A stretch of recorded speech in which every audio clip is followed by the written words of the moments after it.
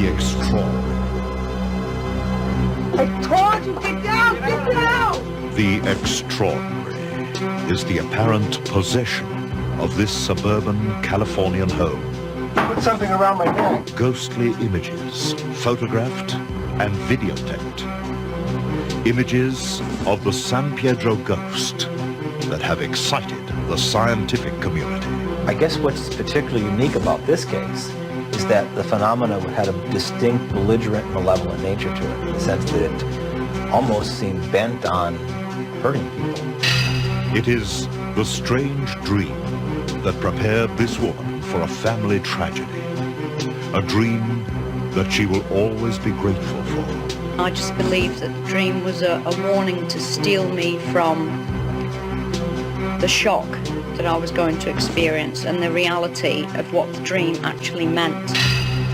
The extraordinary is the day Jim Belushi's father insisted he have a picture taken on a white horse for the headstone of his future grave. A photo that almost cost Jim's father his life. The irony of it just killed me, all the death signs, and he almost got killed. It is the remarkable link that this simple suburban man appears to have with the dead, and the secrets he is able to pass on to the living. Your mother have trouble to the chest area? Yes. Like a heart attack or such? Yes. The extraordinary is the untold story of a 4-year-old girl who predicted her own death after seeing mysterious pictures on the wall of her London home. Just some of the stories that lie beyond our normal understanding. Tonight, on The Extraordinary. That film is remarkable. It was shot 21 years ago. Good evening. I'm Warwick Moss.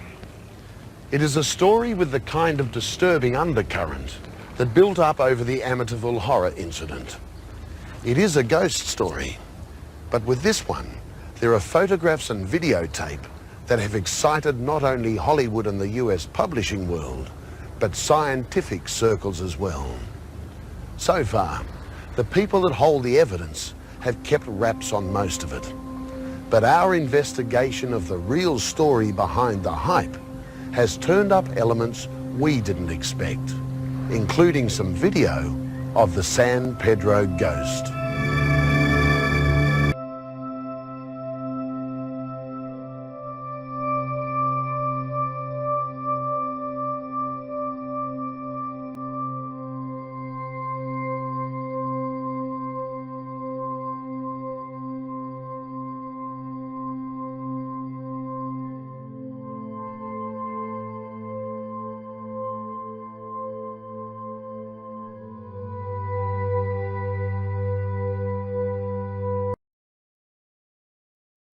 Pregnant and struggling to support herself and her 2-year-old son, Jamie. Circumstances some point to as the likely source of an overactive imagination. Like Amityville, the story embodies eyewitness accounts of foul-smelling bloody liquid oozing from walls, collapsing beds, ghostly apparitions, strange lights, and something extra. The first recorded attempted murder of a human by a ghost. The alleged victim was this man, Jeff Wheatcraft, a still photographer who was a member of a team that investigated the haunting. Wheatcraft is a former school principal with a master's degree in administration. Something did take me and put a plastic clothesline around my neck and pulled me to the side of the attic and hung me on a nail. It is this kind of testimony, photographs and videotape that has fired the imagination of publishers and movie makers. Jackie Hernandez's version of the haunting, the one that prompted the investigation, begins in 1988. She says it became a 3-year nightmare that involved not one, but 2 ghosts, one friendly, one vengeful. Her story came to the attention of University of California psychophysiologist Dr. Barry Taff, a long-time investigator of the paranormal. I guess what's particularly unique about this case is that the phenomena had a distinct belligerent, malevolent nature to it, in the sense that it almost seemed bent on hurting people. Taft teamed up Wheatcraft with a professional cameraman, Barry Conrad, a self-described cynic when it comes to the supernatural. I wanted to see proof. I wanted to see something that would convince me personally that the phenomenon was real. Now, I had read a lot of material about haunting phenomena. In the beginning, Jackie's haunting experience began mildly enough, with her cat chasing unexplained shadows on the walls of the bungalow. Then she began to hear voices in the attic. One day, she saw pencils fly out of a pencil holder. Then came the day of the ooze. Jackie was washing dishes with her babysitter, and suddenly, the blood-like liquid began seeping from the kitchen walls. When I pulled my hands out, the first thing, that's when it first appeared, was on my gloves underneath the water. I pulled them out and there was this orange stuff on them, and I didn't show Chrissy. I was thinking, I wonder what this is. My first thought was I cut my finger or something, but that wasn't the case. And I turned around to show her because it was all over, and then I noticed it was coming out of the glasses, it was coming off the walls, it was just oozing everywhere.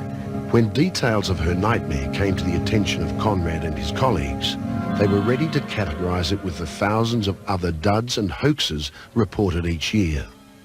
We didn't expect anything to happen. You could go to hundreds of these cases and nothing would ever happen. Then they spent 2 nights in the house, and the San Pedro haunting was about to become legend. The team was armed with sophisticated electronic sensing devices, video cameras, infrared detectors, and image intensifiers. Early on in the case, some viscous fluid was flowing out of Jackie's cupboard, and we took some samples back and had it analyzed, and it was sort of a clear fluid with a orange fluorescence to it, and it turned out to be human blood plasma from a male, an older man. It had a heavy copper and iodine content to it. It was heavily oxidized. Now, what is that doing flowing out of anyone's cupboard in any house, let alone Jackie's? Even during their interview of Hernandez on the first night, Conrad and Wheatcraft heard furious banging and scraping sounds in the attic. The noise prompted photographer Wheatcraft to climb above the ceiling. Almost at once, his 35mm camera flew from his hands. I have the camera up behind, over my shoulder, and I'm firing 1, 2, and I remember firing into, I think it was the 3rd frame, and as I fired into that 3rd frame, I get this jerk of this camera being pulled out of my hands, completely pulled out of my hands. And you know, that's frightening because you know that there's nobody in that attic. The experience this night prompted an investigation of the Jackie Hernandez case that would last 2 years, for the ghost in the attic was about to go haywire. The second incident in the attic involved Wheatcraft again, almost as though the ghost had somehow singled him out as his target. Wheatcraft and another investigator had climbed into the rafters together. At first, they could see and hear nothing unusual. Then suddenly, in the darkness, Wheatcraft felt something around his neck and cried out. In the confusion, the camera flashed. And the next thing I remember is my neck is pulled over to the side near a rafter, 2x4 rafter, and I'm hung on a nail. I didn't know I was hung on a nail, of course, but I knew that there was something around my neck. And I knew that I had lost some time there because I don't remember anything being put over my neck or around my neck or anybody grabbing me or anybody picking me up or anything picking me up. But all of a sudden there I was. All right? I told you, get down, get down! This is the only photograph of the hanging the investigation team has so far released. Put something around my neck. Oh, shit. Oh my God. Jeff, get down right now. Oh my God, I knew it was torn. Please, get down, please. What is this? I wanted to get the hell out of there, and I think the statement was when I got downstairs was, it's definitely raising hell. And it was raising hell. I don't know. Whatever it was vicious. Gary, get down out of there, buddy. Can you find my glasses? Gary, Jeff. Look at this. Look at Jeff, this. turn the camera. Jeff, are you okay? Jeff, I'm fine. Jeff, tell me what happened, buddy. Well, I don't know, Gary. I told Gary that there was nothing happening up there, and he turned around and came. He was coming this way. All of a sudden, I feel this thing around my neck, and it's got me hanging, and it's pulling on my leg. Those that accept the Hernandez story believe that the ghost could be the spirit of a seaman named Herman Hendrickson, who drowned in San Pedro Harbor in 1930. Conrad believes that Hendrickson contacted them one night during a session with a Ouija board. So we tried it on a lark that night, and I have to tell you, it was an incredible experience. It was the most frightening experience that I had. What happened that night was right out of a horror movie. The room got extremely frigid, extremely cold. The table shook violently. This entity communicated in very clear sentences, spelled out very intelligent words, and he told us that he was murdered. I said, "Where did you die?" And it said Pedro Bay. I said, "What year?" It said 1930. If Hendrickson is the vengeful ghost, who is the friendly orb of light that has so far acted benignly to both Hernandez and the investigation team? Jackie believes it is the spirit of the man who built the San Pedro bungalow, John Damon. Hernandez says both the friendly ghost and the vengeful one have left her alone the past 2 years since she settled in Los Angeles. She doesn't know where the bad one has gone, but believes the friendly one actually bid her a graceful farewell. Near the end of the haunting, Jackie says, the ball led her to the headstone of Herman Hendrickson in a San Pedro cemetery. It hovered above the grave for a moment, then suddenly disappeared.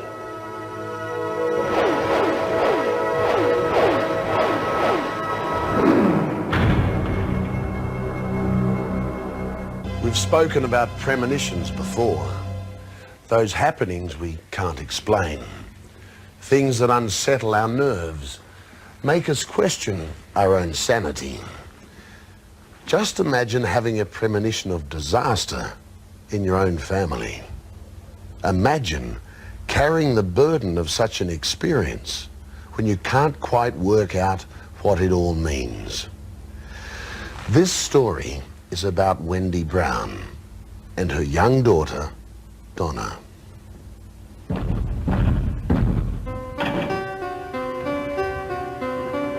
A dream.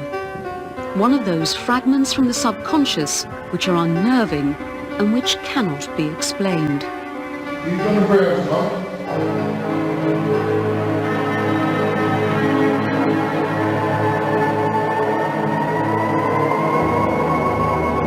The dream, I believe, was trying to tell me that something was going to happen. And I just believed that the dream was a warning to steal me from the shock that I was going to experience and the reality of what the dream actually meant. Wendy Brown had that dream back in October 1988 when she was living in Plymouth on the southwest coast of England. It came to her the night before she was due to set off on a week's holiday with her teenage daughters, Donna and Beverly. And the dream was really strange because I was sitting in somebody's front room and the door opened straight into the front room, but I lived in a flat, so I'd never been in anybody's house where the door opened into the front room. And all of a sudden there was a loud banging on the door, and with that in burst a policeman. And he came straight over to me and said, "Are you Donna Brown's mum?" You Donna Brown's mum? And I said, "Oh my God, what's happened?" And he said, "It's all right." And he just walked out the door smiling.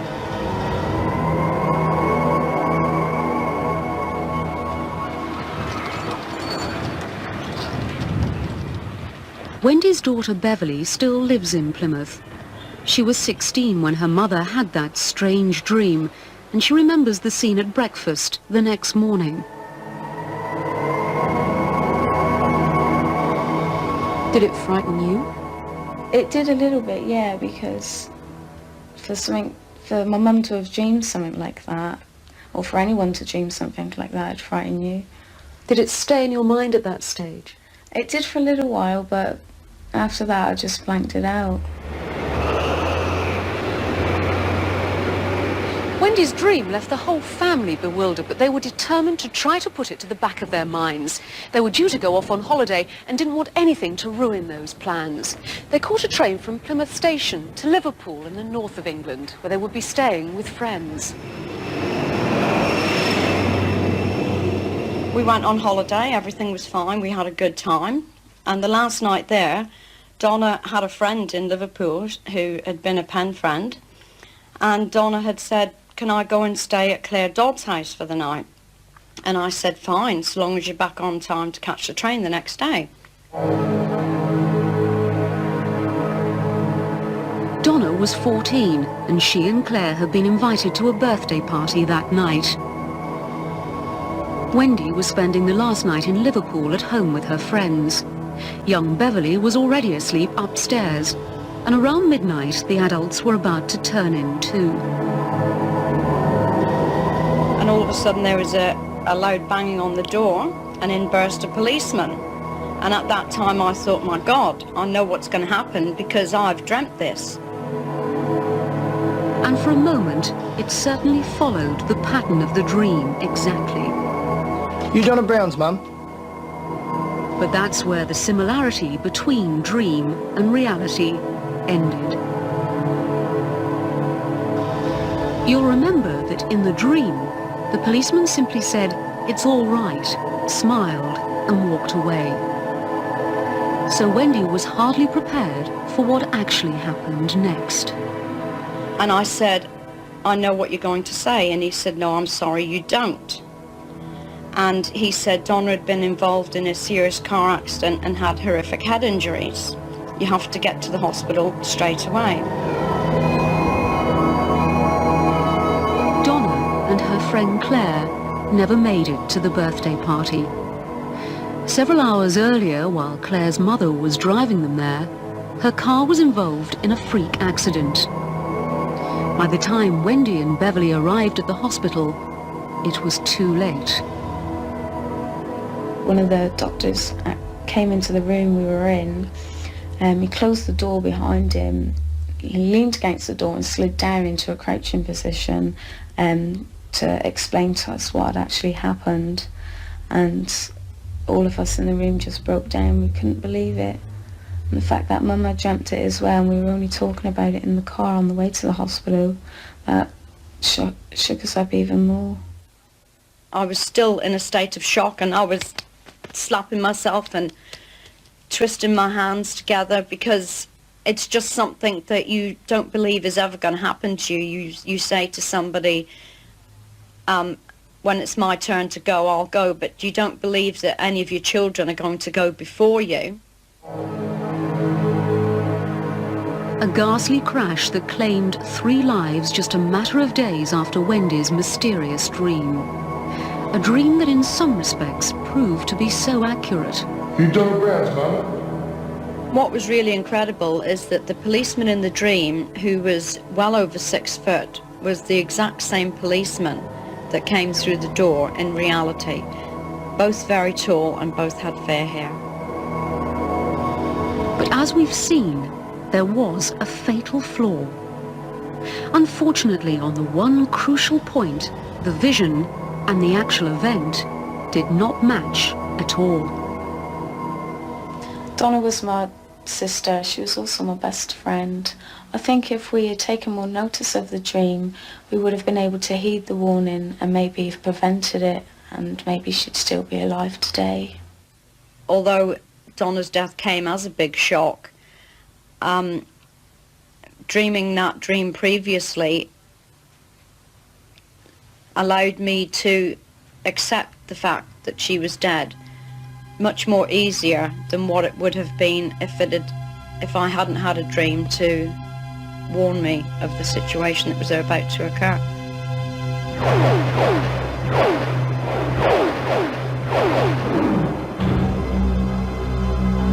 Coming up, the strange photo session that almost claimed the life of actor Jim Belushi's father.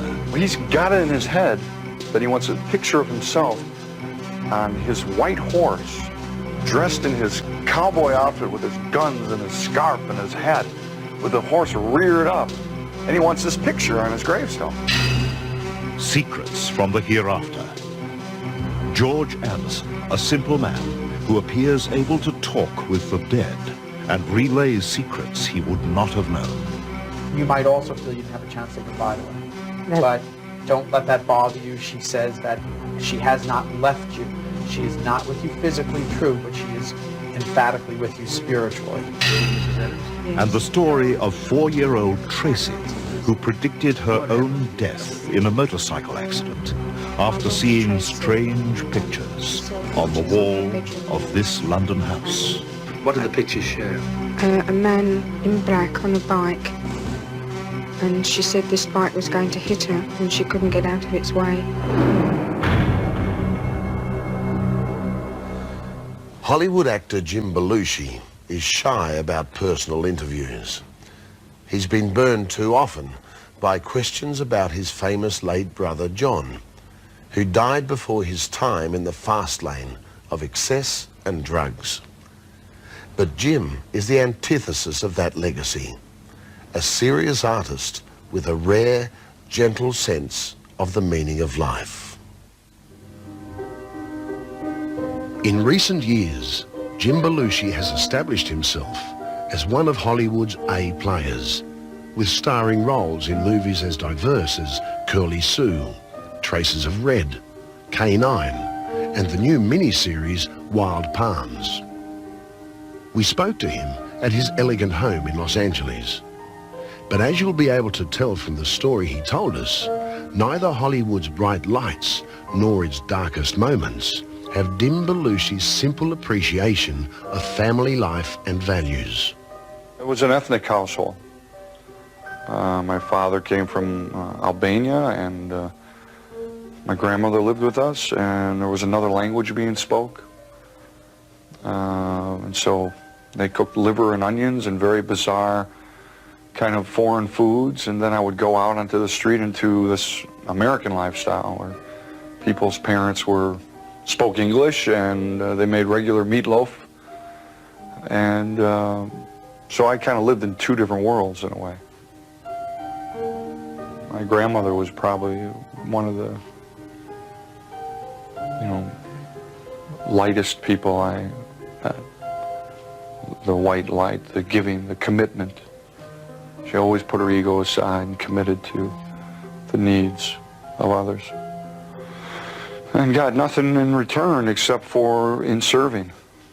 And I'm trying to move my life away along those lines now too. And it keeps the circle going. It keeps the circle of light going. Belushi's sister is also very spiritual. In fact, she is a psychic. My sister's great. My sister has the most positive energy, white light that comes from her. My sister's a famous psychic here in the United States, and she reads cards. Now, she doesn't read tarot cards because she believes there's an evil side to that. She just reads playing cards. She won't read our cards because she read my mom's cards and saw her death. And my mom died shortly after that of cancer. So she won't read our cards. But she'll do this question-answer one with me. I shuffle the cards, and I mix them all up with my right hand. I ask a question, take 5 cards and lay them out, and she can answer the questions for me. I definitely believe in God. When my son was born is when I really believed it. I mean, I always kind of believed that there was a God and stuff, but I kind of was in control of my own life at that time. But then when I saw the birth of my son, I went, oh, God, this is a miracle. And that kicked in the commitment. Yeah, I believe in God's will, that things happen for a reason, to learn a lesson, to grow, to be brought along. Have you ever had any feeling that you were able to be in communication with anyone who's passed on? No, not really.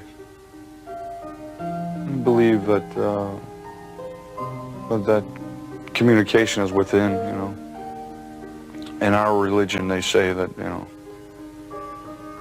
there's all kinds of things that happen for 40 days. I don't know why they pick 40 days, but after someone dies, that their soul is around for 40 days and then it leaves, you know. And, you know, kind of went along with that. But I do believe that if you go along with that premise, you know, what I believe that is that soul, if there's a tragic death, that soul, someone told me one time that those souls hang around the earth for years because their souls are they're just taken off guard. And it could take 5 years for them to move on to the next place. And I thought about it, and what I really thought was it takes 5 years for the people here to let go of their soul. And I think it's more about people here on earth letting go of the soul, letting go of the spirit, so they can become a better person and closer to God and closer to themselves. But it was a conversation about death with his aging father that Belushi said led him to an insight on the ironies of life. So my father, he's older, you know, he's 76 or something. And he loves horses. He thinks he's John Wayne, you know. And so he's got it in his head that he wants a picture of himself on his white horse, dressed in his cowboy outfit with his guns and his scarf and his hat, with the horse reared up. And he wants this picture on his gravestone. And I said, no, Dad, don't worry about it. Take your time. Well, he was stubborn. And he had this whole thing in his head. And he laid out all his stuff the night before. And he dressed up and he went out and he sat on this horse. It's a white horse, which is a white horse is a symbol of death, right? He's taking a picture for his gravestone, which is another symbol of death. He's sitting on the horse in a helicopter called Life Force, which is an ambulatory helicopter. Flies over while he's taking the picture. The horse gets spooked, throws my dad off the horse, and my dad broke his shoulder, 3 vertebrae, 6 ribs. And the irony of it just killed me, all the death signs, and he almost got killed. And then the killer of it all was my stupid little cousin took the worst picture. I mean, it was like a huge picture of the horse. You couldn't see my dad's face. It was like a bad picture. But she got a close-up of him on the ground, passed out. And when I got the pictures back after the hospital, I said, Dad, you see this picture of you passed out on the ground? I said, this is the picture I'm going to put on your gravestone. Don't you dare. I said, Dad, you're going to be dead. This is for doing a stupid thing, wishing for death here. Oh, Jimmy, leave me alone. I said, no, leave death alone and just enjoy your life, will you?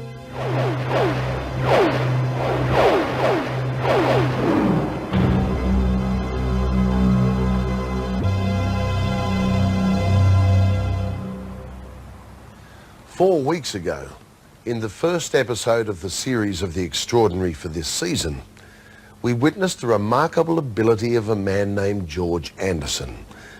Thousands believe this simple suburban man may be the link between the living and the dead.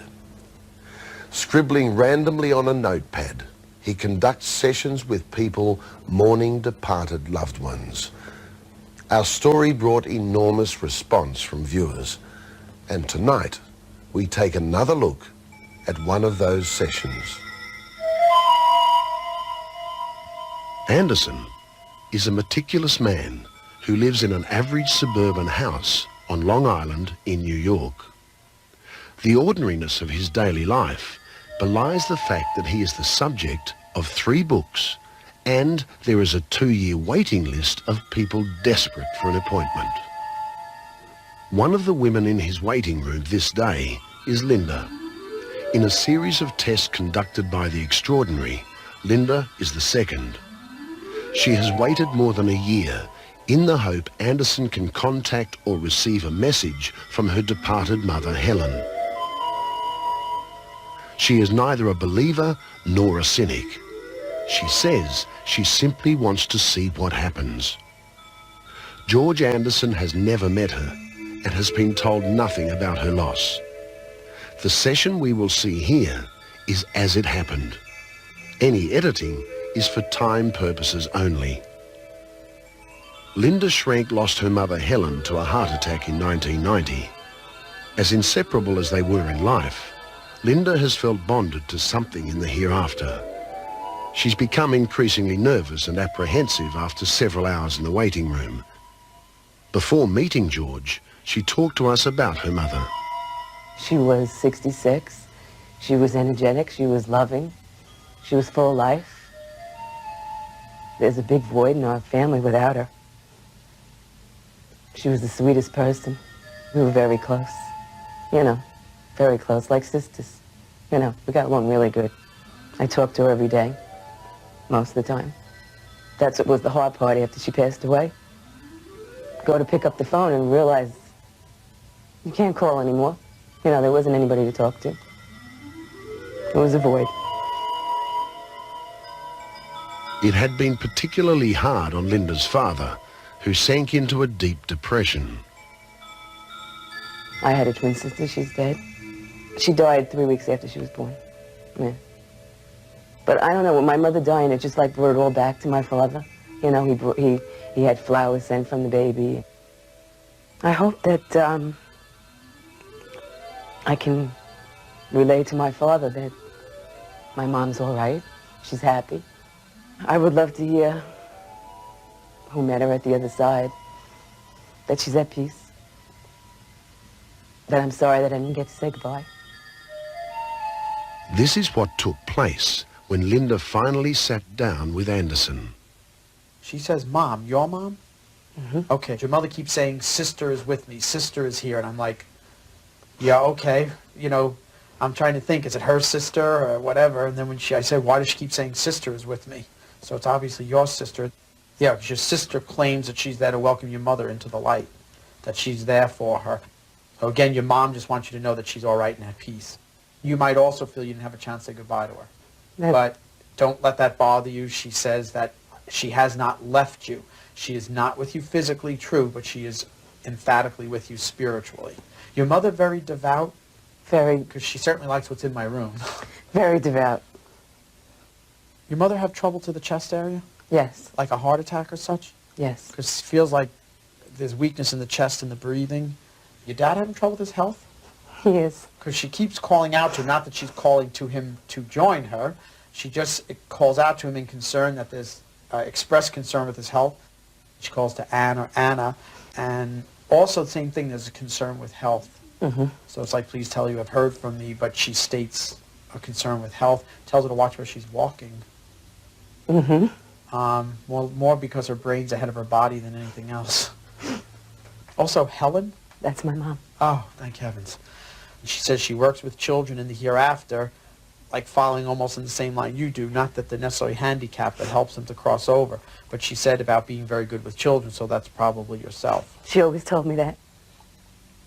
She just wants to let everybody know that she's all right and at peace. Please tell me you heard from Mom, you heard from Helen. You worry too much, she says. And when the water's calm, you're afraid, where's the shark? So she says, try to put yourself at peace. Like you worry because you didn't have a chance to say goodbye to her. Oh, you should have been there when she passed on. Oh, she had a lonely death. Oh, you're putting all these ideas in your head that just are not true. And your mother again says, once and for all, put yourself at peace.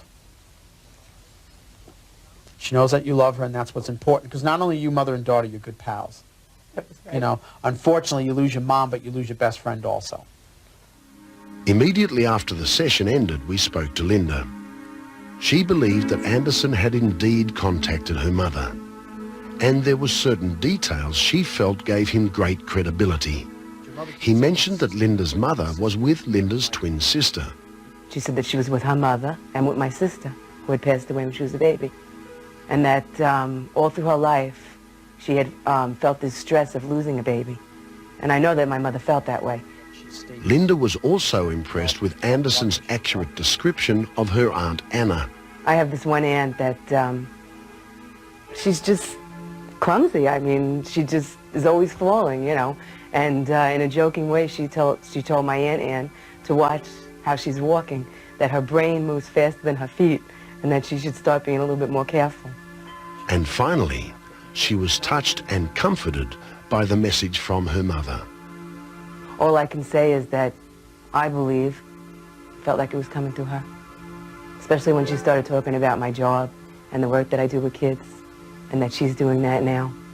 Definitely, because that's one of the last things that she said to me when I talked to her right before she passed away, is how she admired me for my job that I was doing. So it was definitely coming from her. Was there contact between the living and the dead this day? Linda believed there was. Whether it's true or not, she says she came away from the session a happier person than when she arrived. I just feel more peaceful, that she's okay, you know, and that I did everything I could.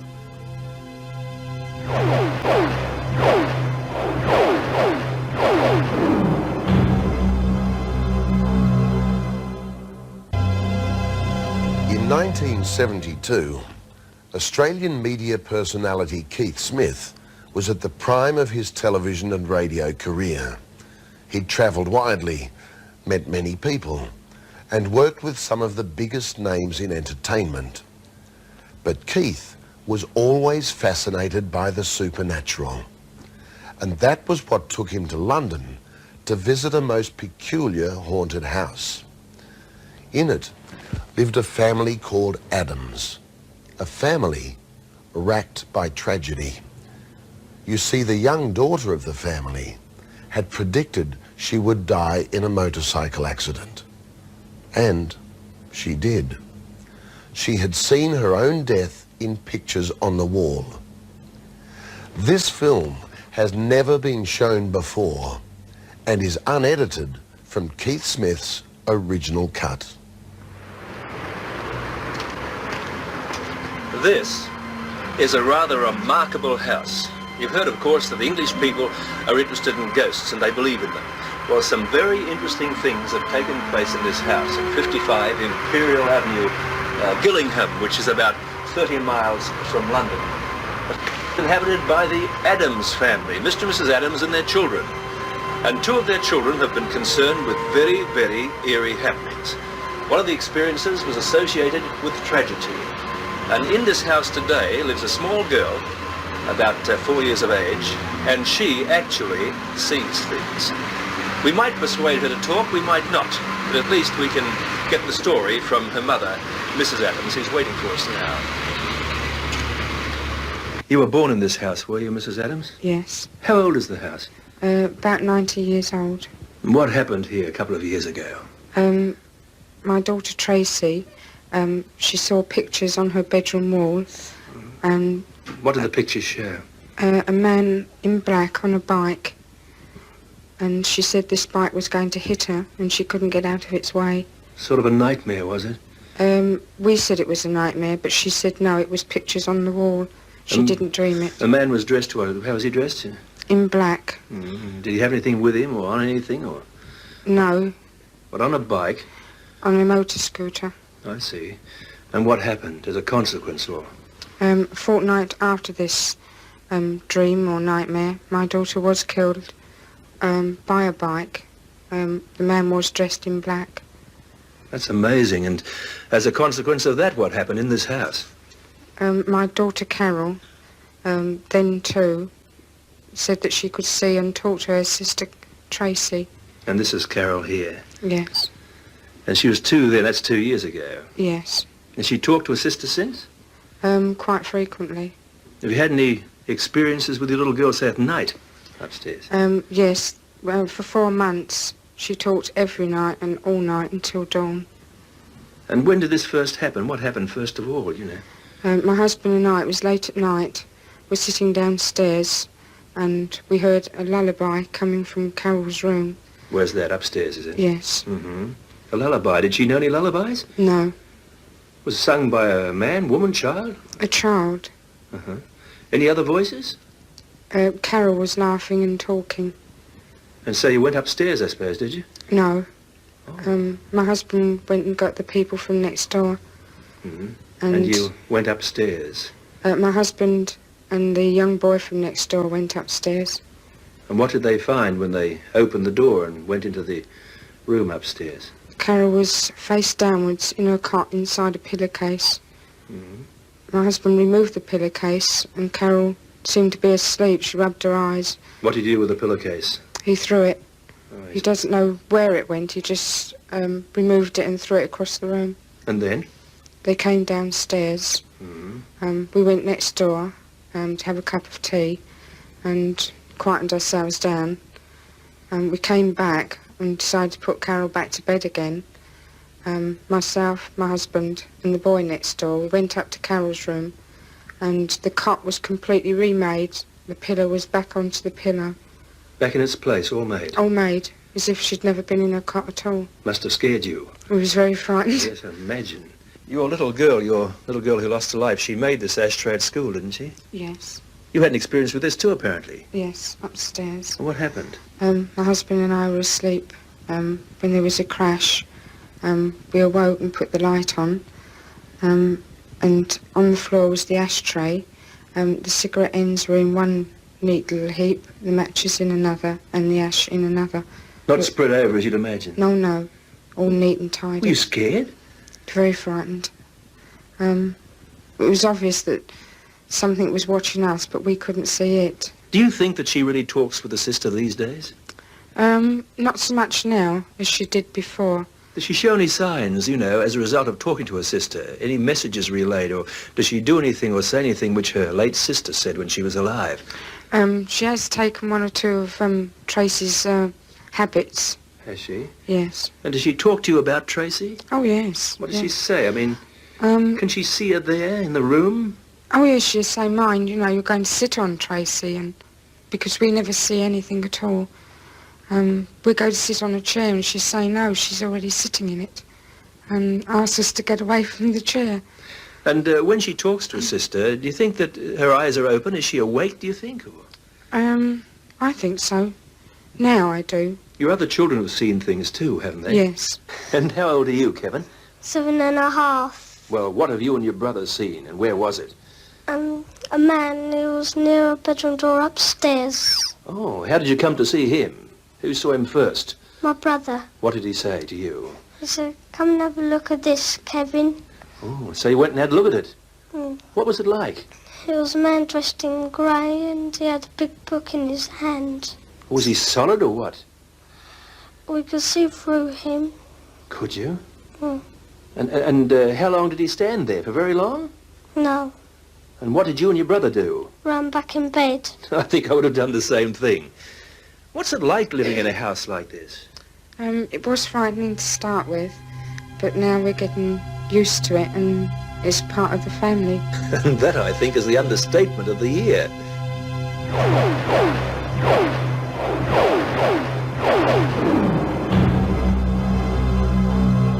John Newcomb will never forget the night before the opening ceremony of the 1984 Los Angeles Olympics.